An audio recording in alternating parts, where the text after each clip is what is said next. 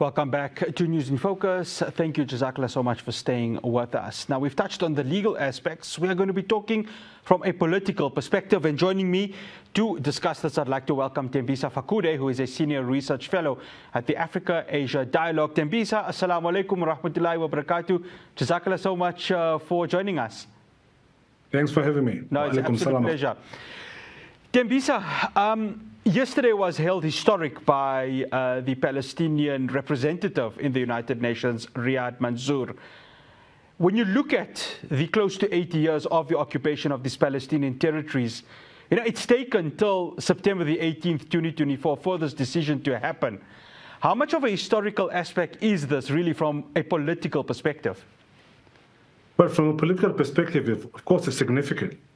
It reflects the global opinion on Palestine and on Israel, obviously positive for Palestine. So it is a very significant move. But unfortunately, those that are sitting at the moment and who are going to be representing the Palestinians are not the true representatives of the Palestinians, because we know that they stole the vote and the victory of Hamas in 2006.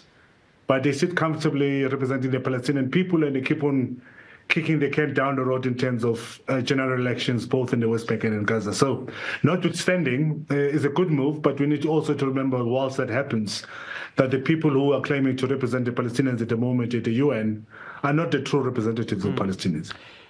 On that point, Thembisa, I mean, surely now the Palestinian Authority has to apply even more pressure, because obviously Riyad Mansour is part of that very same governance structure within Palestine. But do they have it within them? Because there is going to be serious questions asked if this 12-month supposed period that the United Nations General Assembly has given Israel is not adhered to.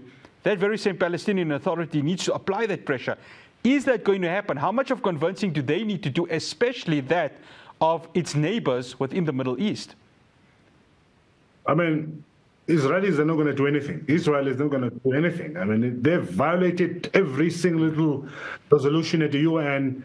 They continue to kill people real time on television. We're watching them bombing to death the Palestinians. So what makes us believe that this resolution, which is not binding, by the way, yes, they'll implement? They will not implement it. They are law unto themselves, and they can go and do whatever they want. We saw yesterday, for example, for the first time, we're entering a different type of warfare where, you know, electronic gadgets that we carry on a daily basis, besides being pages, but you know that other electronic gadgets in Beirut were also exploded by Israelis. So this is a government that's hell-bent at not only creating havoc on earth, but just doesn't give a damn. So yesterday's move was, yes, important and you know, and significant, but it's not going to change anything for the Palestinians. It's going to remain the same.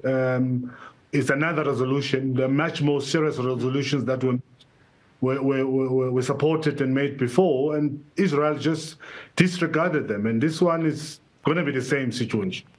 I heard Professor Hamoud Saleh, who is from the California University, and he said Israel's biggest fear is that they potentially could be isolated. But do they really fear being isolated as long as they've got the backing of the United States of America? And I'm going to touch on the United States of America in a bit, Thembisa, but as long as they've got their biggest and staunchest ally within the West, they really, as you say, a law upon themselves. Who's going to stop us? Because we've got Joe Biden and his administration backing us up until November, or whoever wins the elections later this year in the US.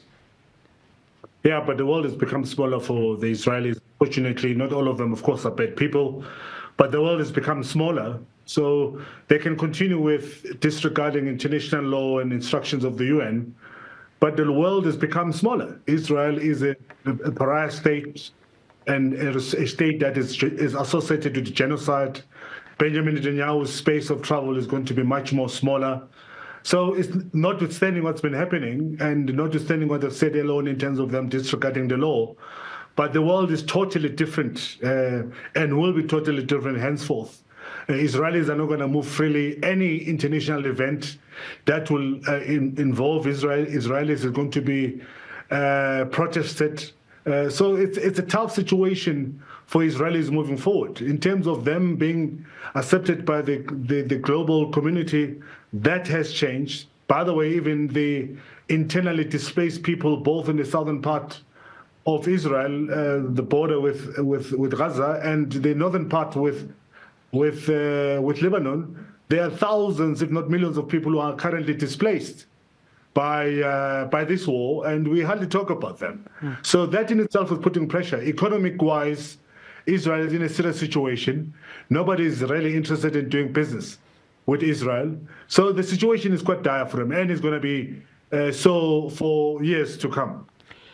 I want to touch on the United States, Thembisa. Now, you heard the debate, was it a week or 2 weeks ago, where both Kamala Harris and Donald Trump, like a bunch of kindergarten children, when it came to the question of what's happening in Gaza, they did not shy away from saying, we're still going to support Israel, we're still going to back Israel in whatever way they seem fit. It's kind of like a case of the better of the two devils, whichever one you want to choose. And again yesterday, they voted against the resolution. I mean, it's no surprise. It was always going to happen. How much, and you touched on the economic aspect of it, how much can the United States of America continue to fund Israel from an arms perspective, knowing that the economy is getting smaller of the world, things are tight, and that funding wars is not really going to be the way going forward? How much of a problematic space is the United States in, whoever becomes the president in November? Well, first of all, how long is Israel going to fund this war? It's an expensive war. It has bankrupt the government. So it's going to be extremely difficult for them to continue. It doesn't make economic sense. One. Number two is the United States. How long is it going to fund this failing state that continues to create havoc on earth? It's an expensive exercise. It's not going to last forever. You have new young talent or talented leaders who are entering politics in the United States who have openly criticized Israel. So economically, it's not viable, and they cannot continue on this trajectory forever. In fact, if Donald Trump comes, who is a very transactional leader, he's certainly going to ask questions about the viability of continuing to support Israel in its projects, whether it's in Gaza, West Bank, or Lebanon. Notwithstanding what people feel of Donald Trump, that he might just support Benjamin Netanyahu, I doubt if that's going to be an open check. He's a businessman, and I think he's likely to question. But the United States cannot continue, notwithstanding that they've got their own challenges within their country, the economic problems, to continue pumping billions of dollars into a country that is increasingly sidelined by the entire world. It just doesn't make sense. But importantly, is that economically it doesn't make sense. And I think Israel and the Israelis themselves who have already started protesting, not because, of course, they don't want the war. They love the war in Gaza. They just want their people back. They are also going to start complaining. We know about the immigration, thousands of Israelis, those who have double passports, are leaving the country because they don't see the future for their kids.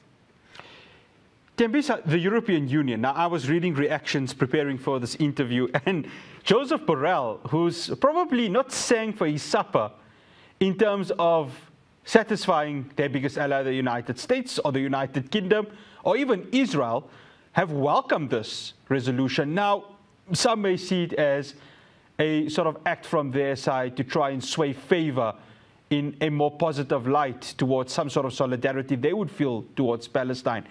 But if these words are to be taken as the gospel, this is something serious. The fact that it's the European Union that is going against the Western rhetoric of supporting Israel, I beg your pardon. Oh, yes. Today, for the first time, Spain sworn in, the King of Spain sworn in the first ambassador of Palestine in Spain for the first time. So the tide is definitely turning against Israel. And we're going to see more and more of these countries taking this position. Firstly, because the Europeans went through this during the, if not, of course, this is worse than what happened as far as I'm concerned, Second World War. They went through this, and again, what makes them even more resolute in their positions is the emergence of this new right-wing politics that we see, whether it's in Italy and other Germany, not long ago, the far right won for the first time the local elections. So they have their own internal problems. It doesn't mean, of course, that the right wing, who happen to be anti-Semitic, and they're known for that, are going to openly support Israel. But today, this is a bigoted group of people that's emerging within Europe that seeks to get rid of the other. And the other are Arabs and black people who currently reside in these countries, and legal and illegal immigrants who are in these countries, who are likely to face the wrath of these emerging right-wing politicians in Europe. So it's expected that the center right or the center left and the leftists in Europe are likely to support Palestine and push back, because politics are unfortunately taking a different turn in Europe. And if the Europeans don't do anything about it, we're likely to see the events that occurred in 1939 to 1945 reoccurring. Thembisa, shukran so much for joining us here on News in Focus on Hilaal TV. Much appreciated. Assalamu alaikum wa rahmatullahi wa barakatuh. Alaikum salam.